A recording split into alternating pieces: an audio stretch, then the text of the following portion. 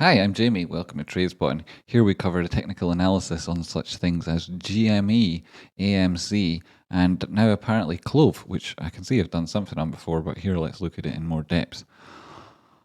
On the daily time frame, right, you came up, you had that huge pump where people were like, yo, I got a play for you, and it's this play, and I'm not going to tell you when I get out, I'm just going to tell you when you get in so that it helps me, yo, type of move, right, which some YouTubers do, and right, fair play to them, everybody's got to eat, right? So, yes, it retraced downwards when it broke your 236. It was going to the 618. It couldn't hold there. Now that's its ceiling. It's touched it a few times. You may get up there in 1498. Is that an escape once you get there next time? Is it an escape? Is it jump out here? Well, you've also got like 0.5 just above that. It's also another level. I can imagine there will be people jumping in out of this a lot.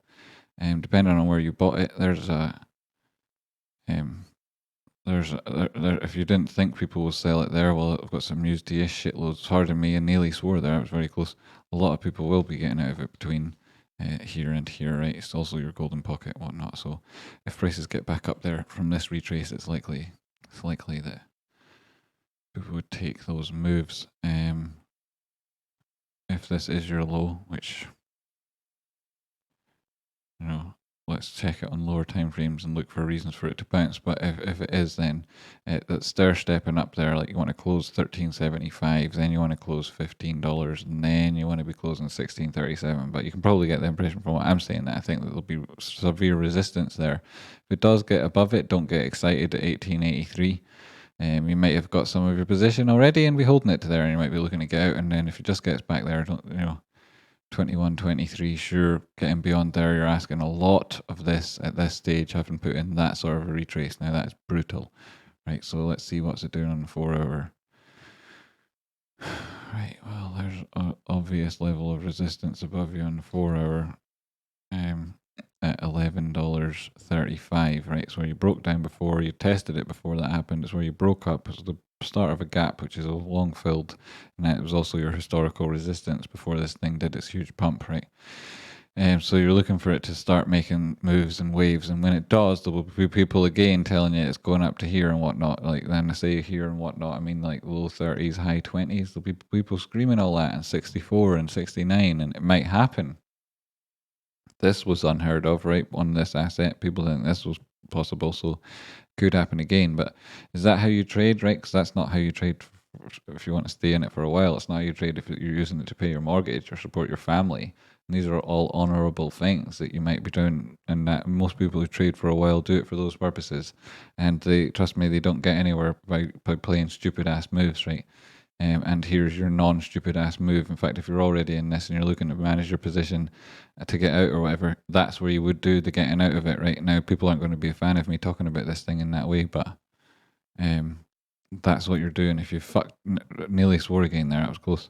If you've if you're in this trading thing, right, because you want to trade, right, because you want to make money to pay your bills, let's see your entry. You're not getting really good volume on this, so this is like not even something I would do, right? I would not do this.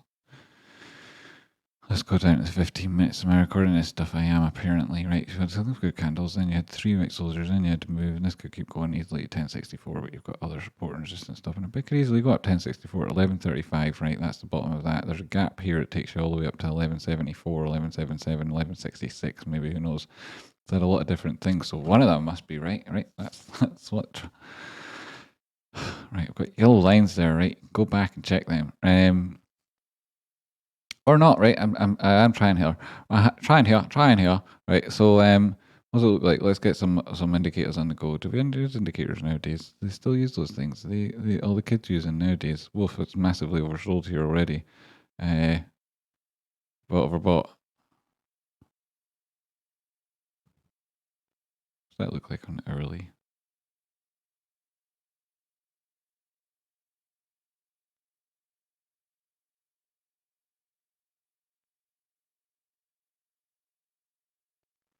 I know it's out, but like the point, this is a very extremely oversold on this particular way this indicator set up. But then, and I know that it might seem silly putting that line in, but I wanted to check something, and it's true there's a Class B bullishness there, but not really in the long term. Let's see. This may become a play again. And it might be taking something like this in order to do it, and then opening closing above 11.45 for that in order for that to happen. But that's going to be a struggle for it because it seems to me as though there's like longer term negative divergences across this. And on the 4 hour, yeah, that's like not great. And below the 200, that's not great. This is like a bit scary. If you're, I mean, I'm thinking for people who bought stuff around here and that, what they're thinking about it. I hope you didn't do anything silly in terms of overextending yourself, and that's a good lesson to learn. Nothing to do with this. This thing may well go up crazy, and then if you have overextended yourself, you'd be laughing all the way to the bankety bonk, right? Well, that's your Clove. I'm happy to cover it more in better detail at different times. 15 minutes. Should I look at something on like smaller time frames? Could do, right? Could say that high. 236, obviously just ahead of you. You're looking at 1018. Recover that, great, and then you could go up as far as 1230. That'd be good. And then you've got more steps that you need to climb. There you go. You can see them,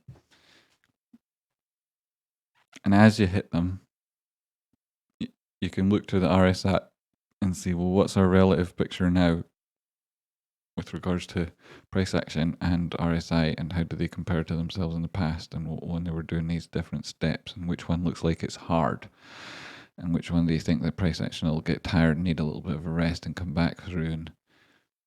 And I can tell you the 236 and 618 are very important. If 0.5 will give you some indication as to what's coming next, if it only makes it there or if it retests that low afterwards. And then obviously like $14.98, that sort of area is important that you manage yourself right. Even if you do believe in this, right? If you've overextended, which a lot of people did because they thought this was a quick play that they could get in and out of, and things were nearly guaranteed. And I got messages from people at times, and I'd be like, "Look, I've never covered this before, so I don't know how to help you." But apparently, it was big on YouTube and other places. So there you go, right? Hopefully, it helps. But I'd manage your risk at those levels. I'd look for retests subsequently, right? I'd manage my risks. No, I mean, if I'm already in this, right, and the problem is that I didn't manage my risk, then I might do some position management, but you'd have to be very good at what you were doing here. And like, then again, that's really stupid moves. That's not how you trade. You don't chase losers. And my intention would be to shed most of that, or if not all of the position, back around here, should you get there. And if I could take my entry below here, 1240, then I would do. I'd get out of it any test up there, but would I buy it now? No, because we're coming up for the 200 period moving average. You've like really overbought here on your RSI to the point that it's going to come back down shortly. When it does do this, it's historically quite a big retrace. And you could expect to see something similar to that again. Should it now do that with a touch of divergence on another one? Maybe it does that. You'd be looking at 1654, 16% retrace. So what's that? Say 15% here.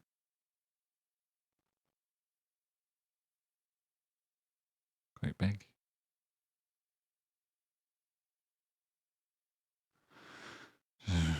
Right, retest the lows and stuff again, but you've also got that historical divergence, so it might go on further, and that's so much of a retrace. It's broken out of this idea.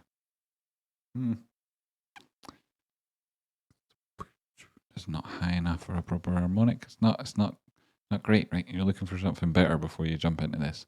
Unfortunately, I'd like to have covered Clove on a good clip that I was planning on doing and all the rest of it, and be like, whoa, great, amazing, but I'm not sure if it's happening right in this instance. Like for it, just if it does, fair play to everybody who makes them rich. I'm just saying, just saying. There's some Clove to you, and I'm happy to cover it some more in future. Don't hate on me because I said what I said. But there's some Clove. Okay. Welcome to Tradespotting if you're just seeing this.